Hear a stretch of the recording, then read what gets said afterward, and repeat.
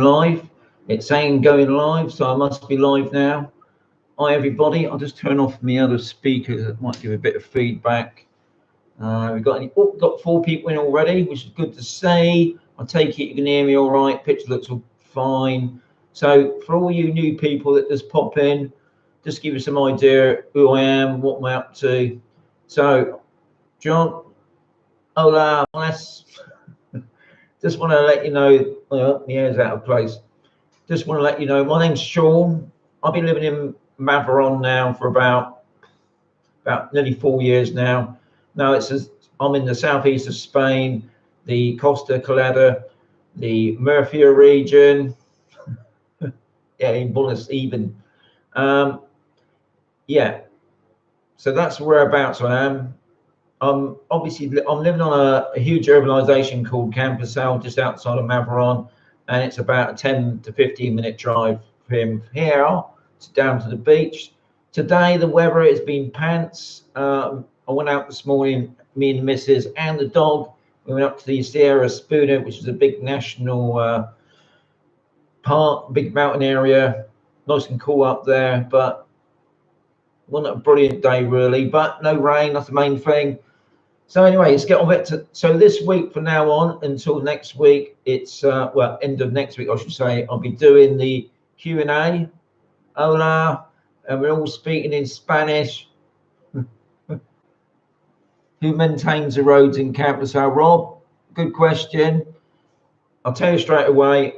Officially, it's supposed to be the Mavaron Council, but as far as I know, because what had happened, the developers that built Campasal, Massa, never finished it completely. They never actually put the top layer on. And as always, here in Spain, it's all going through the courts. So what's happening, the gardening groups mainly, and I know on D, they got their own special tarmacking gang that go around filling the potholes in and any cracks. Valentine, nice to see us there. But I do know that the council have been around, especially where I live on A, filling in holes as well.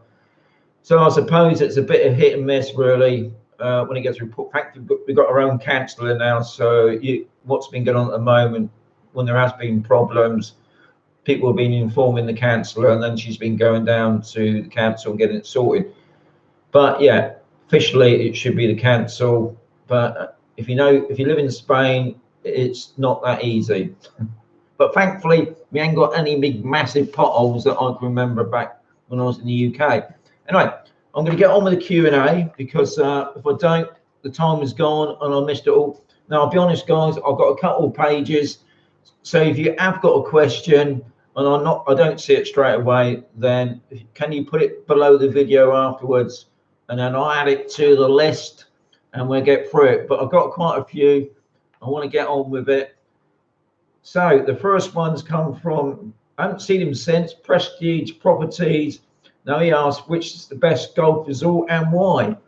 Well, if you didn't know, Murcia region has 22 golf course resorts. Some of them, they call themselves golf resorts, and they actually got golf courses on them. I went to one the other day, and they're not open, mainly because there was not enough investment, and some of them never finished as well. If you've been watching, Steve, nice to see you. If you watch any of my videos, especially if you go into my playlist on my YouTube channel, you see golf resorts. I think, God, I've only got round to about 6 or 8 now, I think. So I can't really say what's the best, but at the moment, what's looking good at the moment, I would say, is La Tour and the what's the other one? I'm trying to make the other one now. I went to the Hacienda de Requiem. That was another nice golf resort.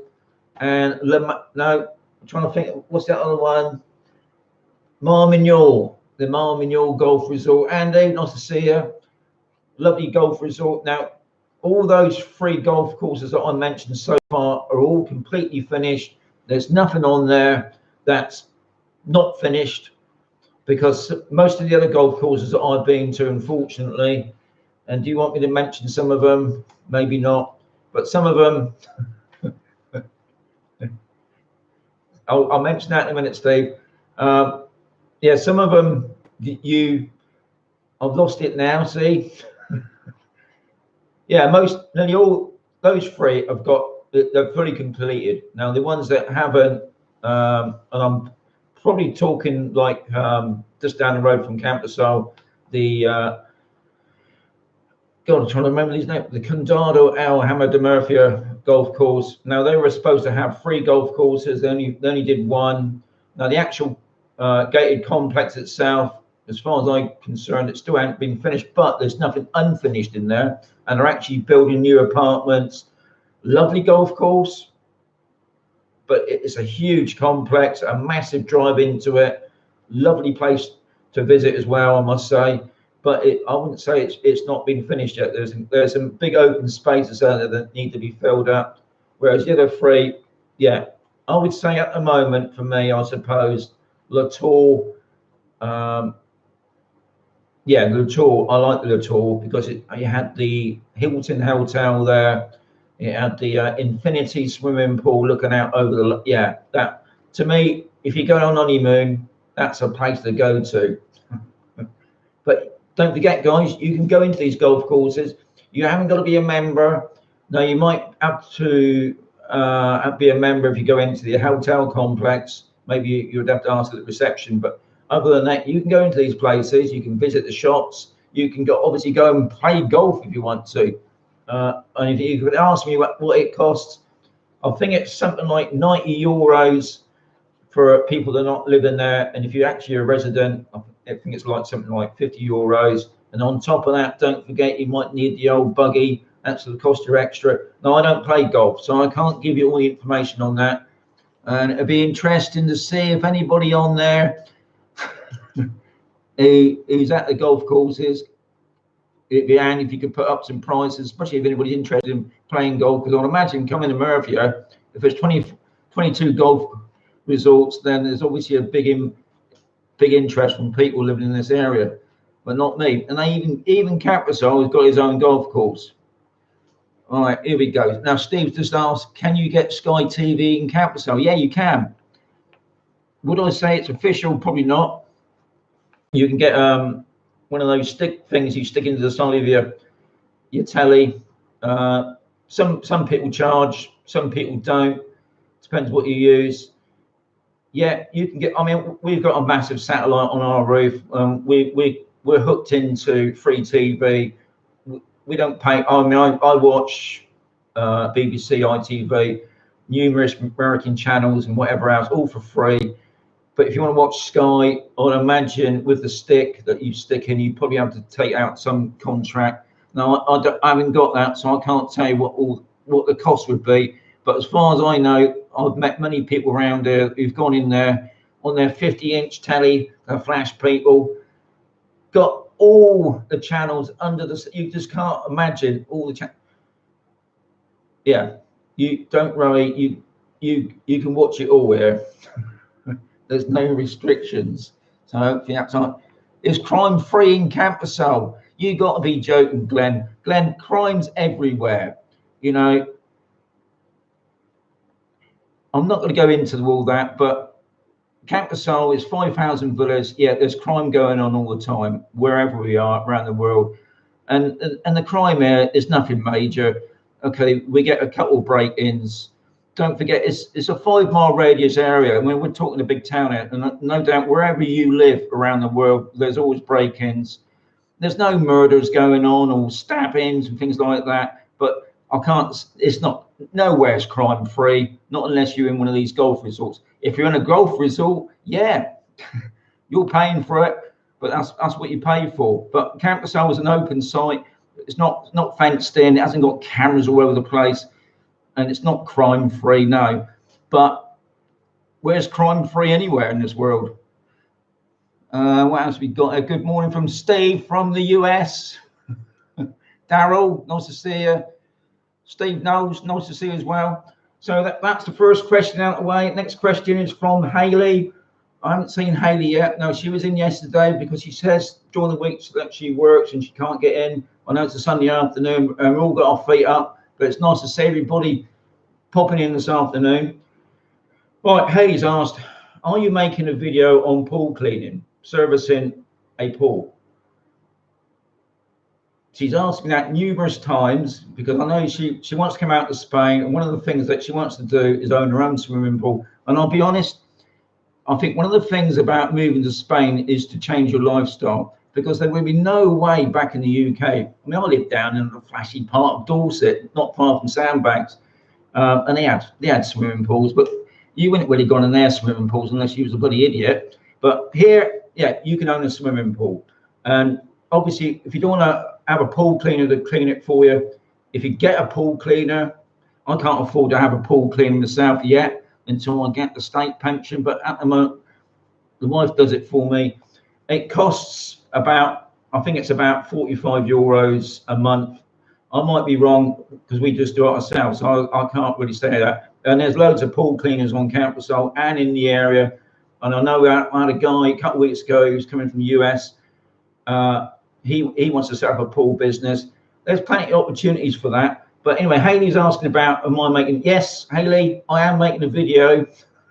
It's just that I ain't got around to making it yet. I think what it is, I like going out exploring, and it's something I've got to sort of put to the side. I've got to chat to the wife, and what it is, because obviously you want to see what the wife does, because it is a bit, it's not too complicated, but you got to set up the pump. We got the pump on time. Yeah, we got the pump on time. We've obviously, my wife checks the water. She's got these stick things that she sticks into the water, and they've got different colors on it. If the colors all match up, the water's fine. If it's not, she's got some containers. Don't even ask me what they are, but I'll hopefully in the video I'll mention all that. But in the containers, things like bleach and some other stuff, because the water here can just turn. You know, if you got a cover over the pool, that's fine. You can get like a plastic cover as well to protect the water, because unfortunately here we get the desert, we get the winds most afternoons, and we do get a lot of the like red sand, as we call it, coming up from Morocco way, and sometimes that lands in the pool, and that can turn the pool a little bit. But also, if there's building work going on in the area, cement dust is another killer. Really, it just turns out water. The water starts to go milky. Yeah, you got to keep on top of it.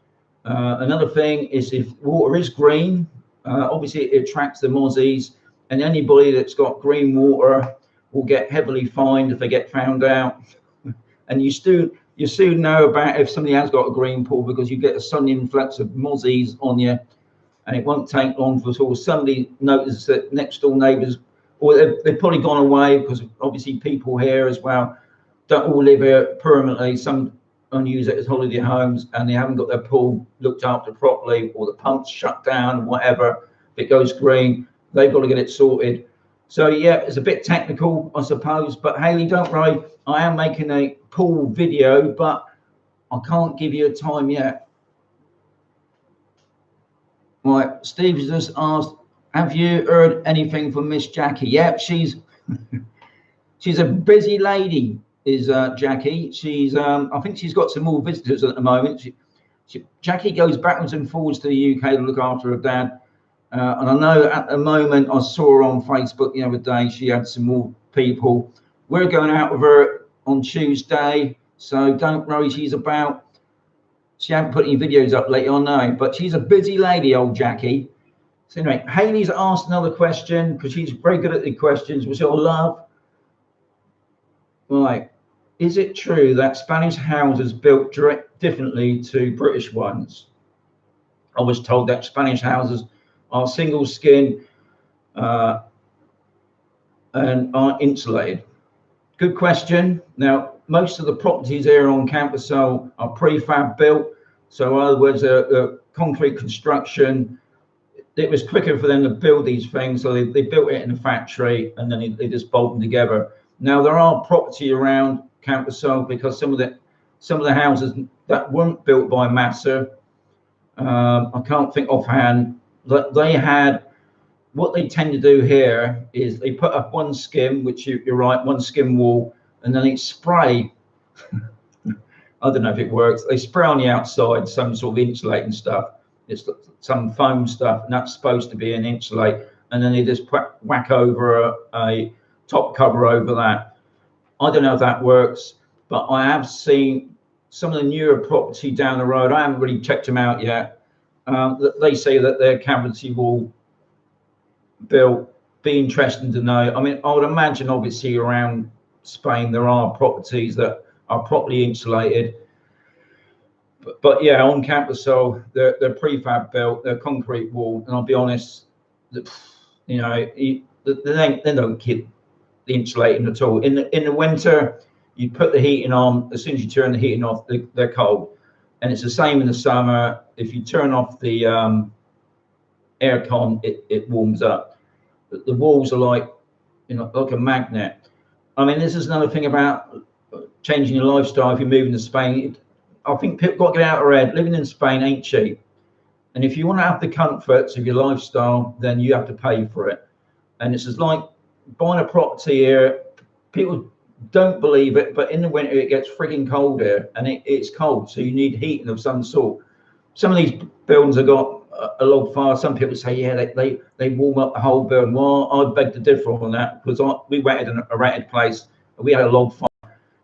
It kept that room warm, but as soon as the fire went off, it was cold. The bedrooms were cold. You need heating, and obviously, you're going to keep that heat on is by keeping it on. As soon as you turn it off, it's cold again. Now, obviously, during the summertime, what we tend to do now, we've got shutters on all the windows, and when the sun's out, when the sun comes around, we just pull the shutters down so that the inside of the house is completely, I would say, in the dark. Really, it keeps it shade. That keeps it cooler. And don't forget, we obviously got marble floors as well. So in the summer, it's great. I can walk around with bare feet, nice and cool. The dog loves living on the floor, keeps her cool. But in the winter time, we put some carpets down to keep our feet warm. I'll put the slippers on. So something else to think about, guys. Don't think living here in Spain, you're going to be living off a couple of quid. You'll be paying for your lifestyle. So just put that over. So there are properties around. I've never seen one yet. I mean, I've seen some advertised, but I'll beg to differ if that's 100% true. But it'd be nice if somebody else is watching this, living in Spain, who lives nearby me. I would love to come over and have a look. If your house is fully insulated, solar panels. I mean, there's another thing. What amazes me here in Spain, in Campusol, I hardly see any solar panels on the roofs. It begs to differ here about solar panels. We have got solar panel farms just down the road. This place should be covered in them. You can heat up your water, but you can't really heat your property up unless you're paying for it. So good one, Ailey. If you come on later on, thank you very much. So Stuart, have I seen Stuart on there yet? He's not on there yet. Okay, Stuart. Right, car road fund in Spain. Okay, he's asked me a few questions here, and I just remembered I might have to come back on this one. Stuart, he's here because you asked, all right, car tax that we're getting around to. How much? Electrical hybrids free? Can you? Right, okay, we'll answer that one first. Right, so yeah, car tax. Now, like anywhere else, you have to pay for what type of car you get. Now, I've got a Vauxhall. Yeah, I think it's a 1000 rev thingy. I'm not very good at cars, and we pay about 56 euros a year for it. I would imagine it's very similar to the UK. The only thing different here in Spain at the moment, I wouldn't say thankfully, but diesel here is a lot cheaper than petrol. Whereas obviously back in the UK it's the other way around, isn't it? And they haven't yet, but I know there probably will be, probably changing the tax on that. But at the moment, I've got a diesel car. It's about 56 euros a year for it. It's just quite a small car, but so the bigger the car, the more it's going to cost. So I would say it's about the same as the UK really on that. And I know with the electrical hybrids, it's not free. They get a 75% discount. I had a quick check on that, Stuart, just to check on if he was right. Rob's just asked about electric. I don't know about the pricing on it, Rob, but I'll be honest, electric's not cheaper. I would say electric is just expensive, if not more. Put it this way, when I first come here in Spain, we used to pay every 2 months. Now we pay every month, and we pay about, on average, just about €100 a month. So a bit hard to say how that explains. We've got a 2-bed, 2-bathroom property. Obviously, we've got the pool is a big eater of that, and obviously during the summertime, during the summer months, probably the 3 months, it goes up to about 120 because we put the aircon on, the pumps on most of the time, and then I suppose during the rest of the year, ours drops down to about €80 a month. But it's not cheap. It is expensive.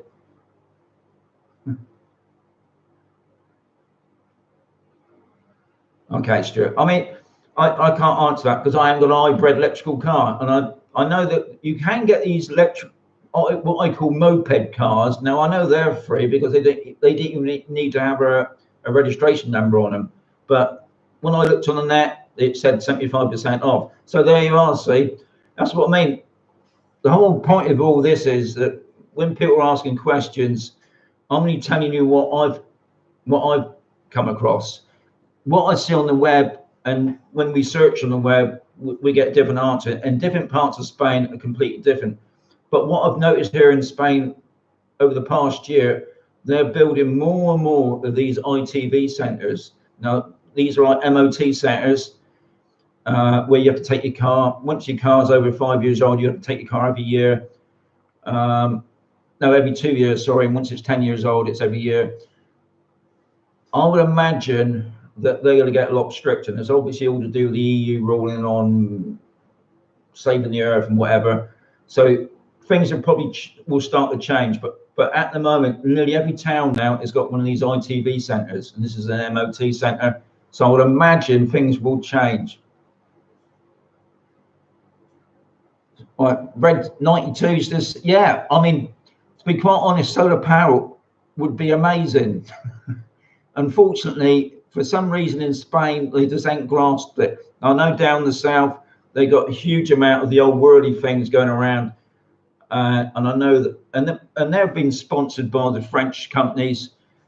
Spain says in the news that they're reinvesting in that, but to be quite honest, around there, I mean, and this is a huge open areas. Yeah, but I know it costs money, but no investment. When I left the UK, where I live, they're returning farmland into solar panel farms. They could see that there could be money made there. It hasn't this part of Spain anyway. Maybe in different parts of Spain, I don't know. But this part, seeing a solar panel farm is pretty unusual. Our shops open. No, Spain, nothing opens. On a Sunday, you can go down to the shopping centres. Now, I can't. All I'm saying is in my area. I know if you go down to Murphy, the big city, the shopping centre will be open, but none of the shops will be open. You can go into the cinema, the restaurants will be open, but the shops are all shut. As far as I'm concerned, great idea. Now, on Campersal, we got like a mini market where I live, just across the road. He's open during the day, but any other shops, the electrical shop, what's supposed to be open is only restaurants and bars. Anything else is shut on a Sunday. That's another thing you have to change your attitude on in lifestyle. Things are different here. I mean, the other thing it took a while for me to get used to was when going out. I'm just checking the time.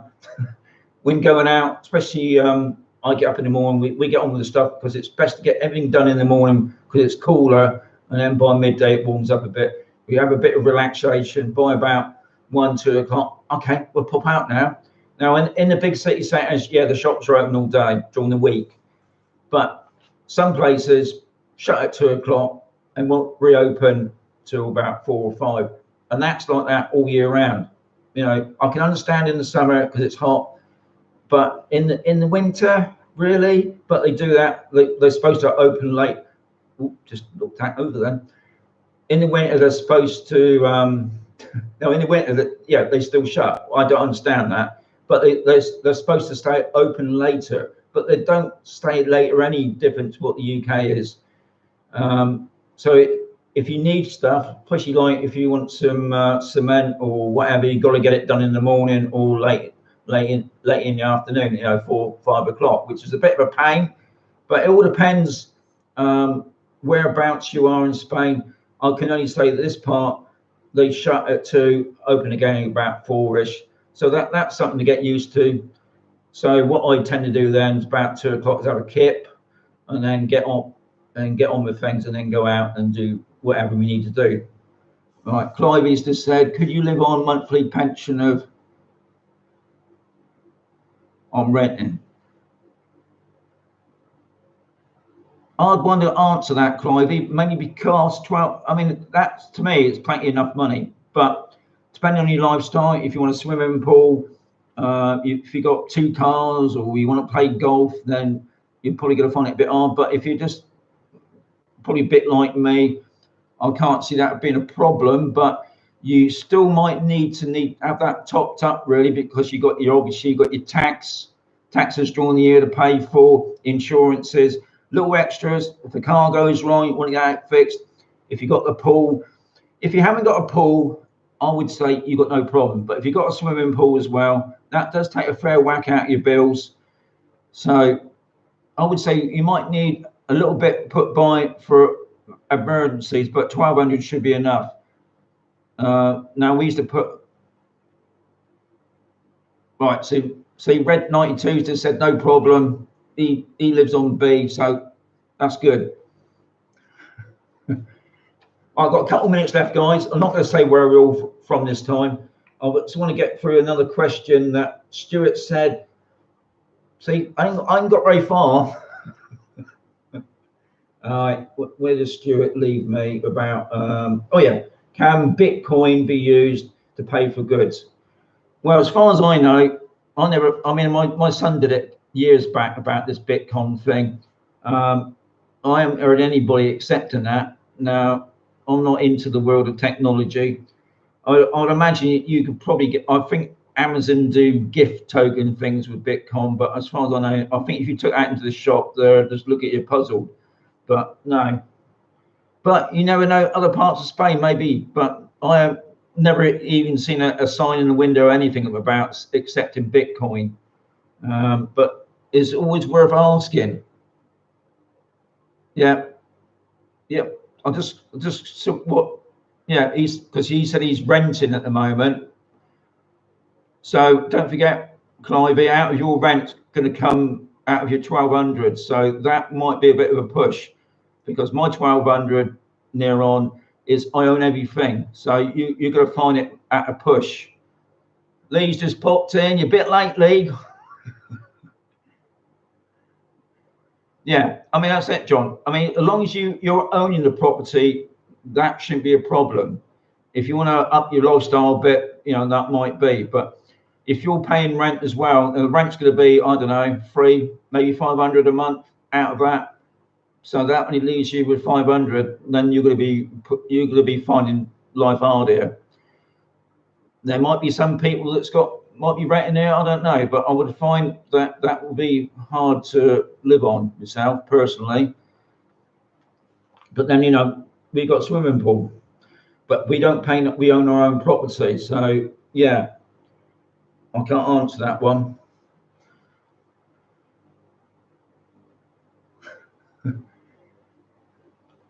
I look forward to that, Stuart. Wednesday, eh? I'm going out Tuesday, but I'll be here Wednesday. Okay. Well, I've got time I haven't got time really to do a last question, but all week we're doing Q&A. So I'm into Stuart's now. So I'll mark that, Stuart, because I ain't finished on yours yet. So we got to the Bitcoin bit. Where did we get to? It's all right, gang, guys. Right, okay. So That's it, guys. That's my half-hour slot. Hope you enjoy these sort of afternoon live chats. I managed to answer some questions there as well. But like I said before, if you've got a question, add it below the video. I'll add it to the list that I've already got. And I'll catch you again tomorrow, same time, same place, for half hour only. And adios amigos. Just to prove that it's the it's 4:30, not 6:30. I'll catch you again. Have a great day.